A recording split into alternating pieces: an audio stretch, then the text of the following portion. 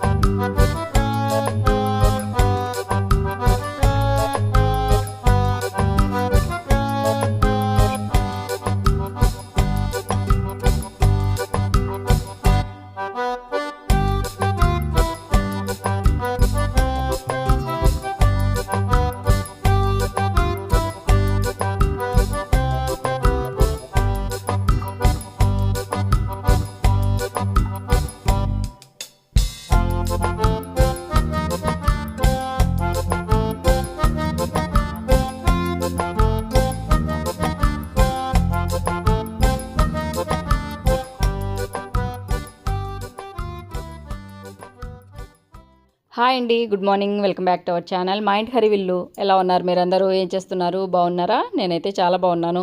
మీరు కూడా చాలా చాలా చాలా బాగుండాలని ఆ దేవుని కోరుకుంటున్నానండి. ముందుగా మీ అందరికీ హ్యాపీ సండే. ఇంకా ఉదయాన్నే ఈ విధంగా అమ్మవారిని దేవుళ్ళందరినీ అలంకరించుకునేసి పూజ చేసుకున్నానండి.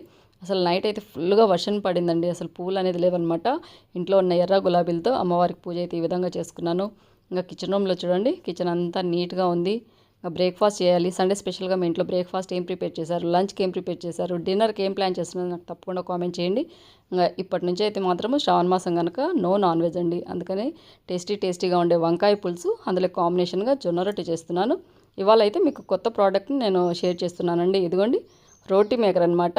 ఇది తీసుకొని కూడా 2 months 3 monthsగా వచ్చిందండి. ఇంతవరకు నేను యూజ్ చేశాకనే దీని రివ్యూ అనేది మీతో షేర్ చేస్తున్నాను. చాలా బాగుంది. ఫస్ట్ వంకాయ కూర చేశాక ఈ జొన్న రొట్టెని చేసుకుంటాను.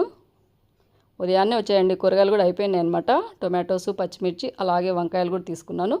అన్నీ బాగా నీట్గా వాష్ చేసి పెట్టాను. పాలు కూడా లో ఫ్లేమ్ పెట్టేసి స్టవ్ మీద పెట్టానండి. ఫస్ట్ అయితే వంకాయలు కట్ చేసుకుని, వంకాయ పులుసు సూపర్ టేస్టీగా ఉంటుంది. ఇలా జొన్న రొట్టెలకు కానీ లేకుంటే చపాతీలకు కానీ ఫస్ట్ వంకాయ పులుసు చేసుకున్నాక జొన్న రొట్టె ఎలా ప్రిపేర్ చేసుకోవాలని చూపిస్తాను. ఇంకా వంకాయలు కట్ చేసుకోవడానికి ఇదిగోండి బౌల్ నిండా వాటర్ తీసుకున్నాను. తర్వాత మనం అందరం సాల్ట్ యాడ్ చేస్తాము. కొన్ని పాలు యాడ్ చేసామనుకోండి కలర్ మారకుండా ఉంటాయి వంకాయ ముక్కలు, అలాగే టేస్టీగా ఉంటుందన్నమాట కర్రీ. తప్పకుండా ఈ విధంగా ట్రై చేయండి. పాలు యాడ్ చేశాక కొంచెం సాల్ట్ మిక్స్ అయిపెట్టేట్టుగా ఇలా మిక్స్ చేసుకున్నాక మళ్ళీ మీకు ఒకసారి హాయ్ చెప్తున్నాను చూడండి. నూనె వంకాయని తలిపించేలా ఉండే వంకాయ పులుసు అనమాట. పిల్లలు కూడా ఇష్టంగా తింటారు. మా బాబాయ్ అయితే మాత్రము వంకాయ ముక్కలు అలా కనిపిస్తున్నాయి అనుకోండి అన్నీ పక్క తీసేస్తూ ఉంటాడు అనమాట. ఈ విధంగా ట్రై చేయండి. వంకాయ ముక్కలు అస్సలు కనిపించవు. పిల్లలు కూడా మొత్తం కూర మొత్తం తినేస్తారనమాట. ఇంకా వంకాయ ముక్కలు, అలాగే ఆనియన్స్, పచ్చిమిర్చి, తర్వాత టొమాటోస్ అన్నీ కట్ చేశాను. తర్వాత బాండీ స్టవ్ మీద పెట్టేసి ఆయిల్ వేసాను. బాండీలో కొంచెం ఉదయాన్నే హడావిడిగా ఉంటుంది కదండి పని అంతా. ఇదిగోండి అన్నీ ఇలా కట్ చేసుకున్నాను అనమాట. 2 చిన్న పచ్చిమిర్చి, అలాగే ఒక 3 నుంచి 4 టొమాటోస్, తర్వాత ఒక ఆనియన్, తర్వాత ఇదిగోండి వంకాయ ముక్కలన్నీ. కొన్ని పాలు యాడ్ చేసినా కానీ సూపర్ టేస్టీగా ఉంటుంది. కలర్ కూడా మారకుండా ఉంటాయి అన్నమాట వంకాయ ముక్కలు. కొన్ని టొమాటోస్ ఎక్కువగా యాడ్ చేసుకుంటేనే సూపర్ టేస్టీగా వస్తుందండి. కొంచెం పుల్లగా ఉండాలన్నమాట వంకాయ కూర, వంకాయ పులుసు. ఇంకా ఆల్రెడీ బాండీ స్టవ్ మీద ఉందండి. ఆయిల్ కూడా వేసాను. ఆయిల్ హీట్ ఎక్కిందనమాట. ఫస్ట్ జీలకర్ర యాడ్ చేశాను, తర్వాత పచ్చిమిర్చి, తర్వాత కరివేపాకు, తర్వాత తగినన్ని ఆనియన్స్ అండి. ఆనియన్స్ అయితే నేను కొంచెం తక్కువగానే తీసుకున్నాను. టొమాటోస్ కొంచెం ఎక్కువగా తీసుకోవాలన్నమాట, అప్పుడే టేస్టీగా ఉంటుంది. ఆనియన్స్ వేగాక టొమాటోస్ అన్నీ ఇలా కట్ చేసుకునేటివన్నీ వేస్తున్నాను. తర్వాత ఇప్పుడు కొంచెం పసుపు, అలాగే కొంచెం సాల్ట్ యాడ్ చేసేసి ఒకసారి బాగా మిక్స్ చేసుకునేసి మూత పెట్టేసి కాసేపు ఫ్రై చేసుకోవాలండి.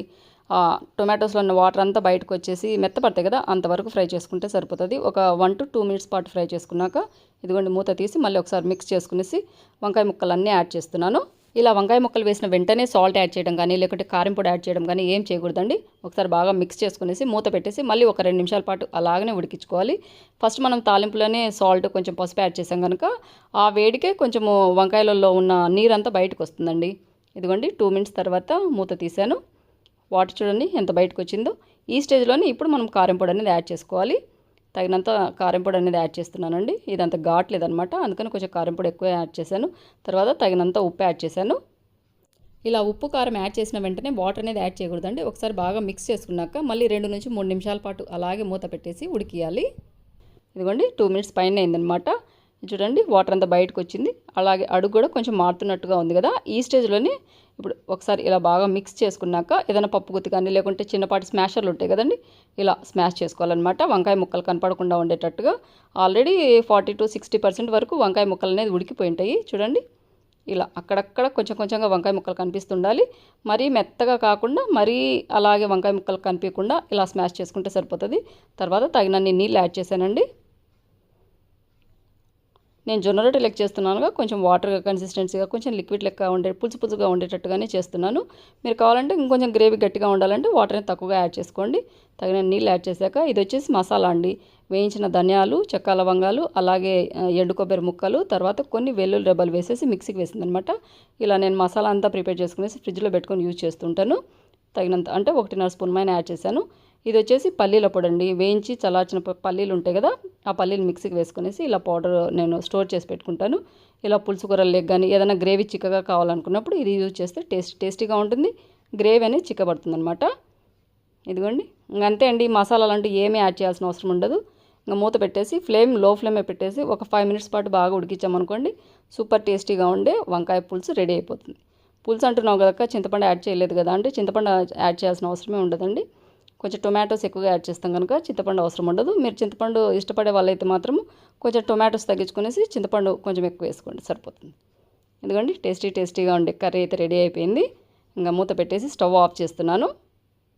కర్రీ అయితే రెడీ అయిపోయిందండి. ఇప్పుడు జొన్న రొట్టె చేయాలన్నమాట. జొన్న రొట్టె మిషన్లో మీకు ఆల్రెడీ ఇంట్రోలో చూపించాను కదండి. ఇదిగోండి స్మార్ట్ జావర్ రోటీ మిషన్ అనేసి ఇలా వచ్చిందనమాట. 2 years వ్యారంటీతో వస్తుంది. ఇది నేను దాదాపు 3 months పైన అయిందండి తీసుకునేసి. వాళ్ళ వాట్సాప్ నెంబర్ ఇస్తున్నాను. మీరు ఎవరైనా తెప్పించుకోవాలనుకున్నారు వాళ్ళకి కంపల్సరీగా వాట్సాప్లో కాంటాక్ట్ అవ్వండి. ఇదిగోండి ప్యాకింగ్ అయితే ఇలా వచ్చింది. నీట్గా ఎక్కడ ఎలాంటి డ్యామేజ్ లేకుండా వచ్చింది. ఇది వాళ్ళు రివ్యూ కోసం నాకు పంపించారండి. నేనైతే ఇది కొనుక్కునేది కాదనమాట.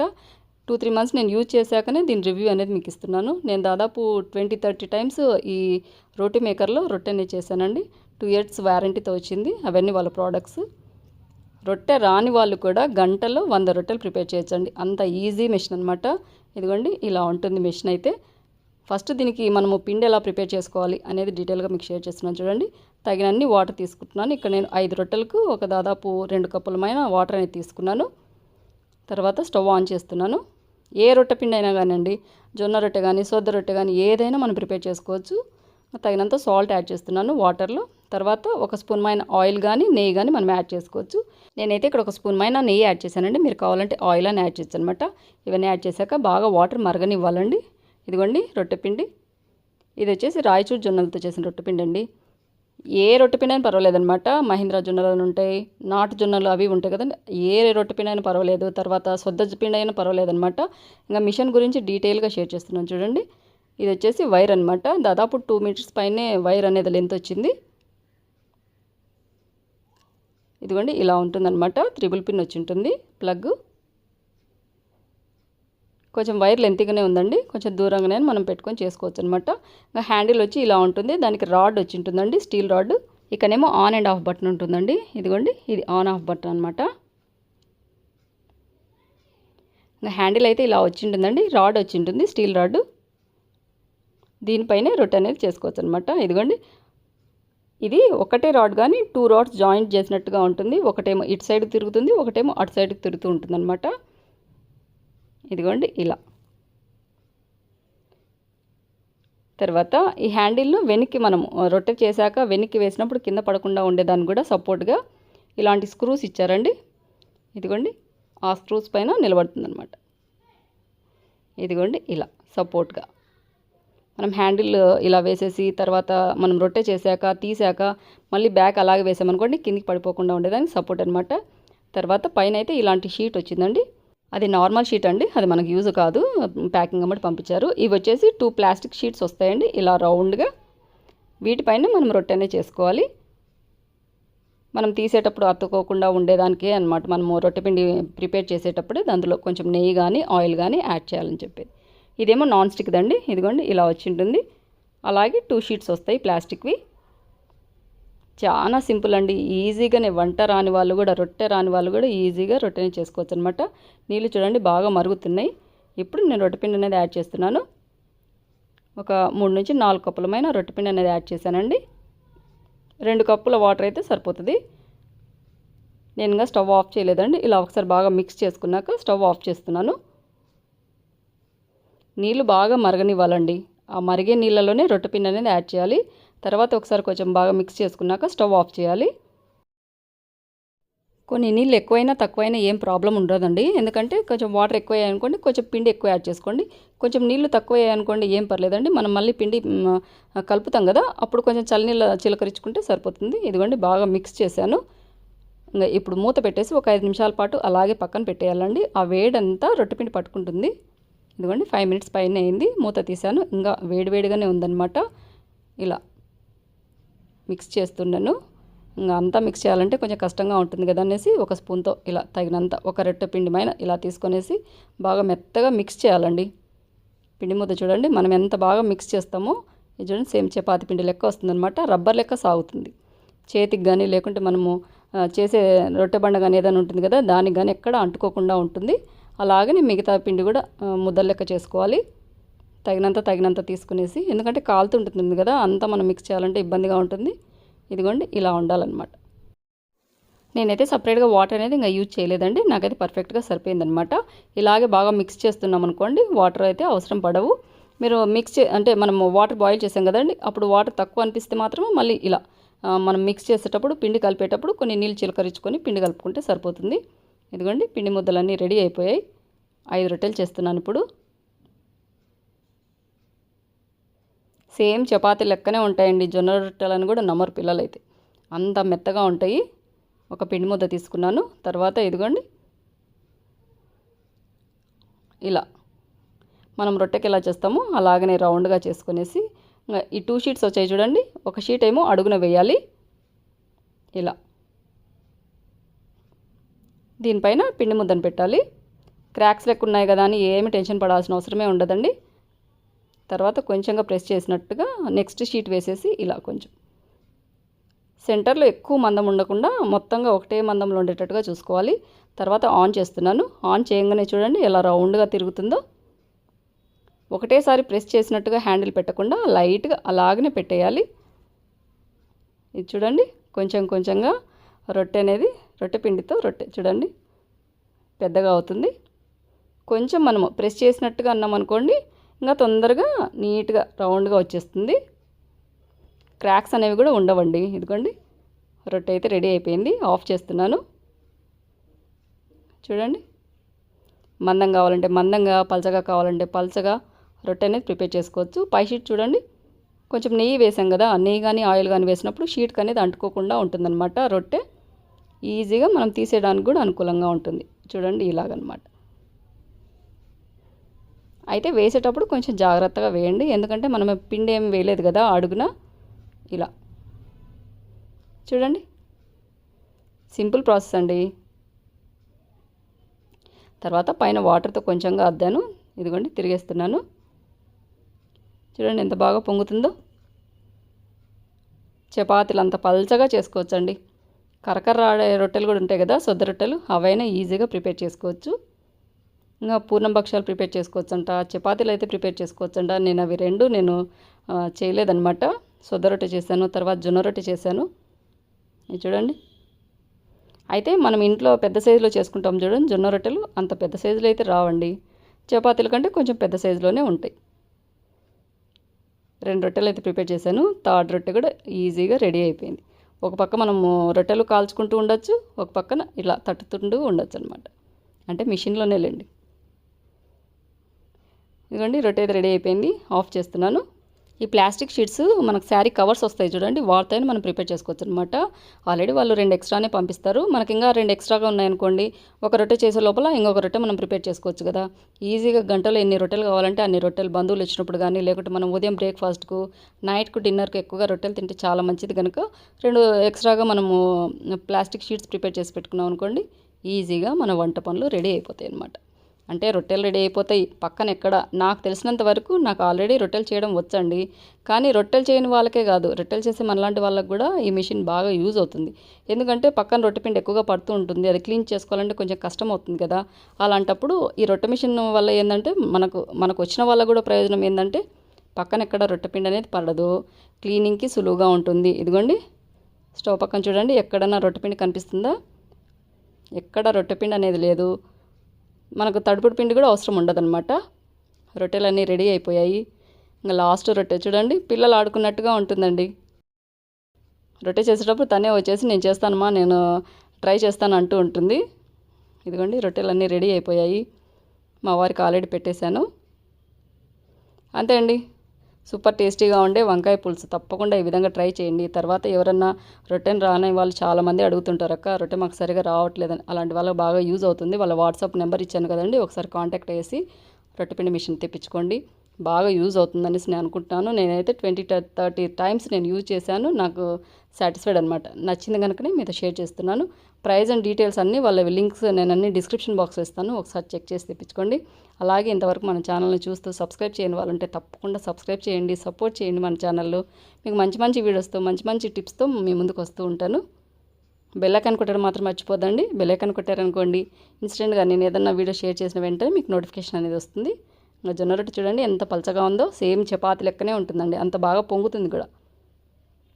చల్లారాక కూడా ఇలాగే మెత్తగా ఉంటాయండి. చూడండి 2 వేలతో తుంచితే తినిగేటట్టుగా ఉన్నాయి కదా.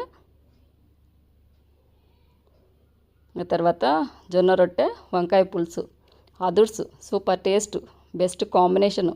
తప్పకుండా మీరు ట్రై చేయాల్సిన రెసిపీ అనమాట. ఇంకా వీటిని క్లీనింగ్ ఎట్లా కానీ మీరు అడుగుతూ ఉంటారు కదా, అందుకనేసి ముందుగానే షేర్ చేస్తున్నాను. చూడండి క్లీనింగ్ కూడా సింపుల్ ప్రాసెస్ అనమాట. మనమేం వీటినేమి స్క్రబ్బర్ పెట్టి క్లీన్ చేయాల్సిన అవసరం లేదు, ఏం లేదండి. ఒక టిష్యూ పేపర్ తీసుకోండి, టిష్యూ పేపర్ కానీ నార్మల్ పేపర్ కానీ తీసుకునేసి ఇలా నీట్గా తుడిస్తే సరిపోతుంది, అంతే. ఇదిగోండి ఇలా 2 షీట్స్ని ఇలా నీట్గా ఎక్కడ పిండి లేకుండా చూసుకుంటే సరిపోతుంది. అంతే అండి, సింపుల్గా క్లీన్ చేసుకోవచ్చు అనమాట. స్క్రబ్బర్ పెట్టాల్సిన అవసరం ఉండదు, వాటర్తో క్లీన్ చేయాల్సిన అవసరం ఉండదు, క్లాత్తో తుడిచాల్సిన అవసరం కూడా ఉండదు. ఆ తర్వాత అది ప్యాకింగ్ అమ్మడే వచ్చి ఉంటుందండి, అది పెట్టేశాను అనమాట. నార్మల్ పేపర్ అనమాట అది. తర్వాత స్టీల్ రాడ్ని కూడా సేమ్ టిష్యూ పేపర్తో ఇలా నీట్గా తుడిస్తే సరిపోతుంది. వాటికి ఆయిల్ అది ఏమి ఉండదు కదండి, అందుకని హ్యాండిల్ కూడా సేమ్ టిష్యూ పేపర్తో నీట్గా ఇలా తుడుస్తున్నాను. క్లీనింగ్ కూడా పెద్ద టైం తీసుకోదండి. అదే మనకు రొట్టె పిండి పక్కన పడి ఉంటుంది కదా, అదంతా క్లీన్ చేసుకోవడానికి 5 to 10 minutes పడుతుంది. అంతే అండి, వైర్ అంతా చుట్టుపక్కల పెట్టేశాను. సింపుల్గా గంటలో 100 రొట్టెలైనా చేసే పరికరం అని చెప్పొచ్చు అనమాట. ఇంకా మా వాళ్ళు ఇద్దరు తినేశారండి, ఇంకా నేను కూడా తింటున్నాను ఇక్కడ. ఇదిగోండి రొట్టె వంకాయ పులుసు. ఏంది లక్ష్మి ఒక్క రొట్టెకి అంత పులుసు వేసుకున్నావు అనుకోద్దండి. కంపల్సరీగా మనం కూరగాయలు ఎక్కువగా తినాలండి. కొంచెం అన్నం కానీ ఒక రొట్టెకి కానీ ఎక్కువగా పులుసు కూరలు వేసుకొని తినాలి, హెల్త్ కూడా చాలా మంచిది. ఈ వీడియో అయితే మీ అందరికీ యూస్ఫుల్ అవుతుంది అనుకుంటున్నాను, నచ్చుతుంది అనుకుంటున్నాను. నచ్చితే కనుక లైక్ చేయండి, షేర్ చేయండి, సబ్స్క్రైబ్ చేయండి, మన ఛానల్ బెల్ ఐకాన్ కొట్టడం మాత్రం మర్చిపోదండి. ఇలాగే మీకు యూస్ఫుల్ అయ్యే వీడియోస్తో, మీకు యూస్ఫుల్ అయ్యే రెసిపీస్తో మళ్ళీ మీ ముందుకు వస్తాను. అంతవరకు సెలవు. Thank you for watching. Bye అండి.